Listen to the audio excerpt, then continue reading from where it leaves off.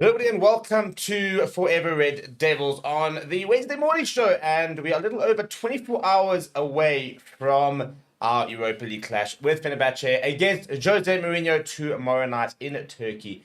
Should be an absolute cracker of a match and an occasion with United obviously facing out Mourinho, with both managers being under a lot of pressure. Stories earlier this week about Jose Mourinho being under a lot of pressure and the pressure turning on him. Obviously, Erik ten Hag has sort of stayed the media away for about another few days after that result.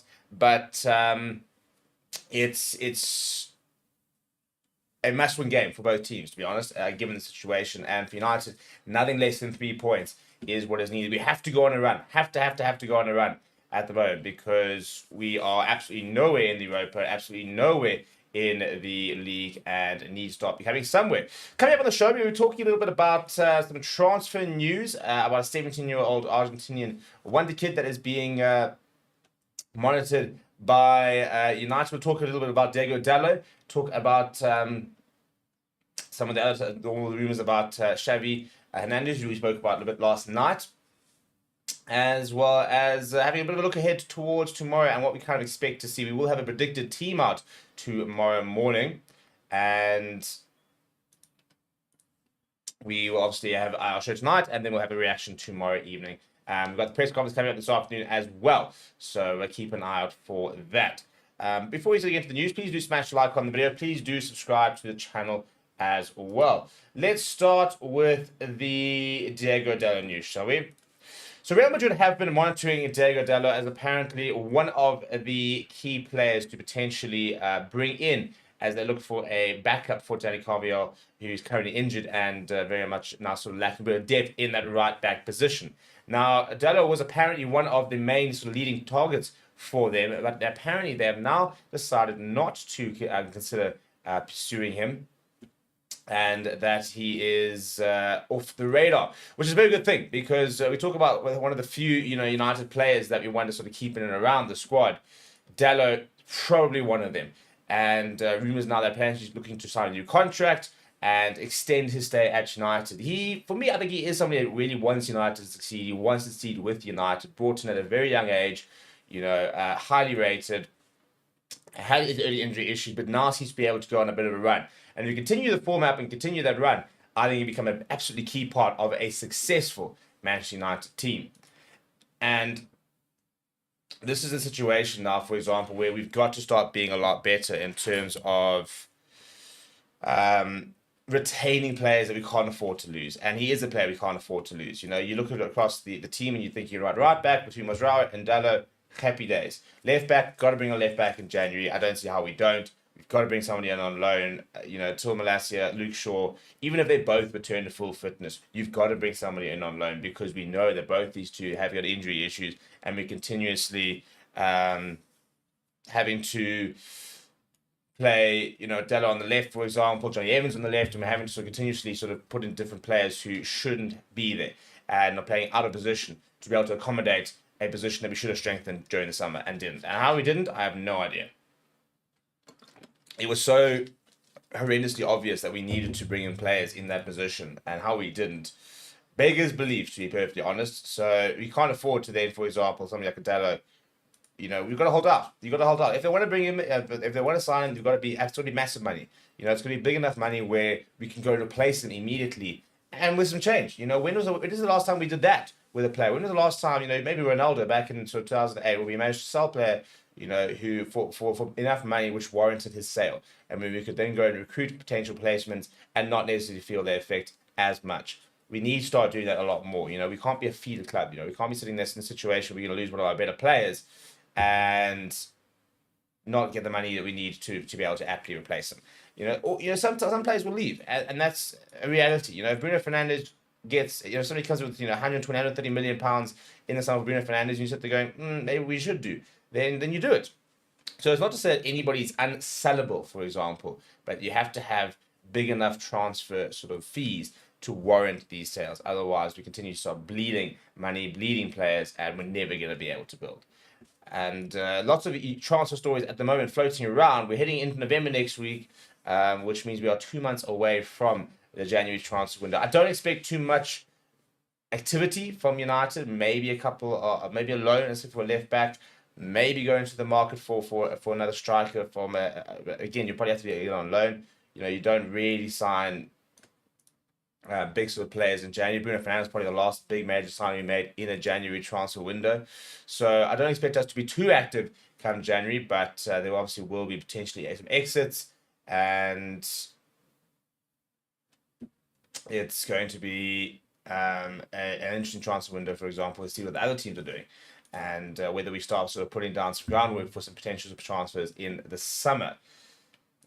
Speaking of transfers in the summer, Manchester United are apparently looking to swoop in for an Argentina wonder kid. With his name is Franco Mastroianni. He is 17 years old, plays for River Plate, and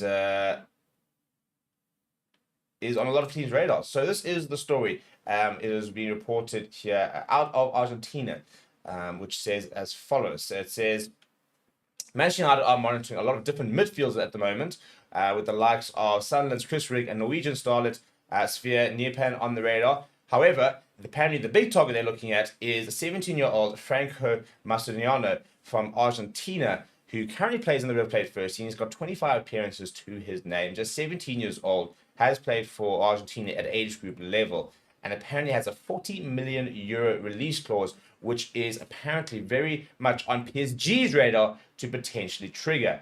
Apparently that transfer, that release clause goes up to 45 million euros in the final 10 days of each transfer window. His contract currently expires in 2026. It is said that Barcelona, Man City, Arsenal, and Chelsea are also all monitoring him as well.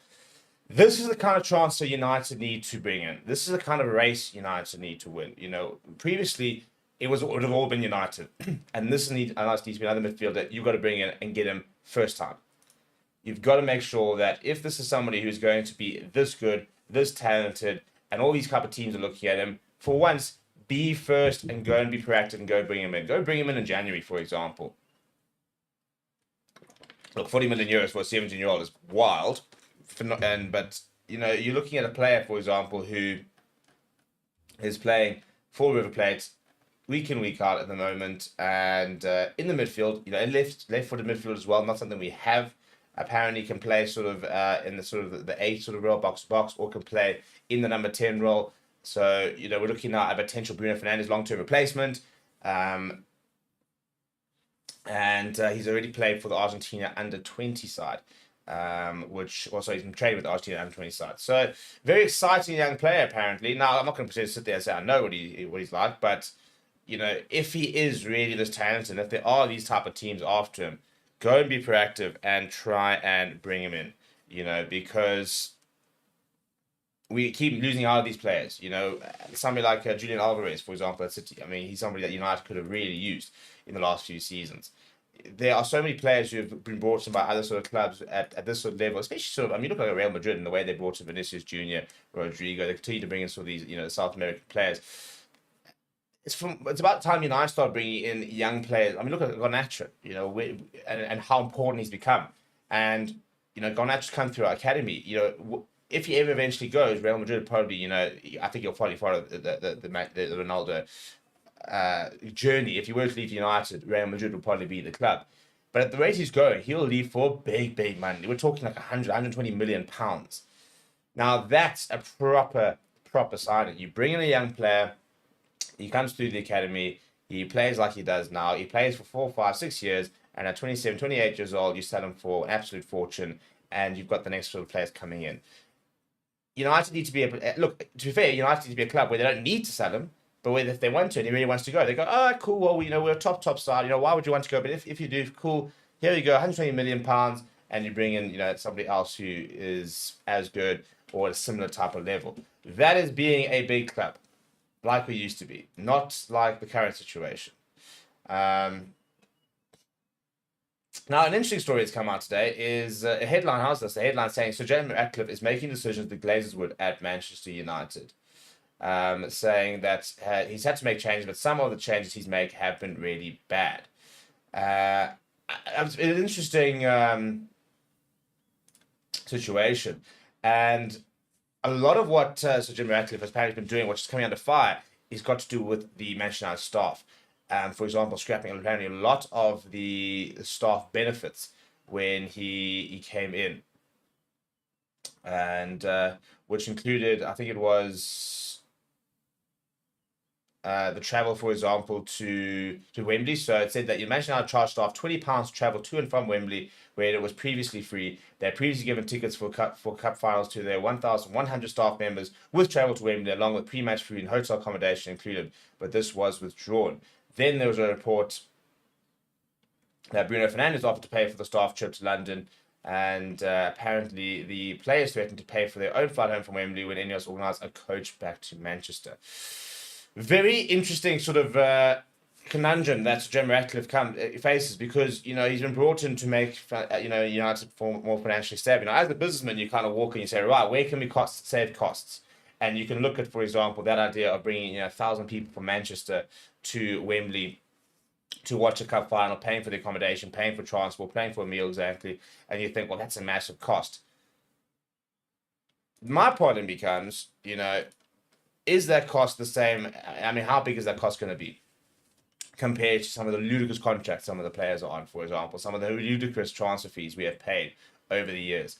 And you don't want to be in a situation where, we're a club that don't look after its staff, that treat its staff really badly to try and save a couple of pounds here and there. You got to act like the biggest club in the world, and things like that are what makes you the biggest club in the world. And it's amazing how quickly, for example, there's been a reaction from that, even from the players, from Bruno Fernandes stepping and saying, well, how much it's going to cost? I'll pay it, and type of thing. Because you can't just come in and just start scrapping all the staff, all the welfare, and stuff like that. It's not the staff's fault, for example, that the Glazers and the likes have run this club like a shit show the last few years. A lot of those staff are long-serving members, and Ronaldo made the joke, but it was the same people at United, the same people in the cafeteria and the likes, which always feels a weird thing. If somebody's good at the job, why not? If someone, I mean, for example, if it's the receptionist, it's a good receptionist, why are we replacing the receptionist? Change doesn't have to be for the sake of change. I don't think we're losing Champions League finals because of the receptionist or the person who's working in the canteen. If they're the right people and they're doing good jobs and they're being treated well, then why not stay? And but as long as they're the right people, type of thing. So that's always an interesting thing. You don't want to. They're always going to come and make a lot of changes and redundancies and the likes of that. But I worry at the quick, short cuts they're making to save money, which impact the club's image, the club's values, for example, and what does the club stand for? Are we a club that is going to charge all our staff to go down to watch a cup final? A club that's going to scrap any sort of staff benefits? And you're talking about staff who are being paid your sort of standard sort of salaries in the UK, and they work long and hard hours, so that footballers who are earning probably the combined salary of probably 1,000 staffs within like a month type of thing. So it's a tricky road, isn't it? Because you've got to save costs, correct? But I mean, more small things like they coach back from Wembley to to a flight. Interesting concept, isn't it? I mean, you're the biggest club in the world. How much money are you really saving? I mean, you just won a cup final, and apparently it's a big enough thing for the players that they're saying, no, we don't want to go and coach back to Manchester. We want to go fly. That's also got. I mean, and even that's also difficult. So some people say, they'll say, oh well, the players must just adapt. They must just stop being so selfish, stuff like that. But at the end of the day, player welfare is an important thing. And if players don't feel like they're being treated like they would at other clubs, for example, then that feeds into player welfare. And I do think some of these players need a bit of a reality check and kind of earn your stripes, but they did. They won an FA Cup final. So it's a tricky line all the time between being cutthroat and being harsh, for example, and making these changes to try and ensure that you do save money and stuff, whilst also ensuring that you don't lose what it is within the club. Same thing. You got to give the players a reality check without driving them out, without creating tension within the squad and the likes. So I don't really know where the balance is, but there is definitely a balance that has to be struck, and that's going to be the balancing act that Ineos is going to have to try and work on over the next few years whilst in charge of the club. We're going to wrap it up there for today. Please do let me know what you think down in the comments below. Please do smash like on the video. Please do subscribe to the channel as well. We'll be live once again tonight, so make sure you come and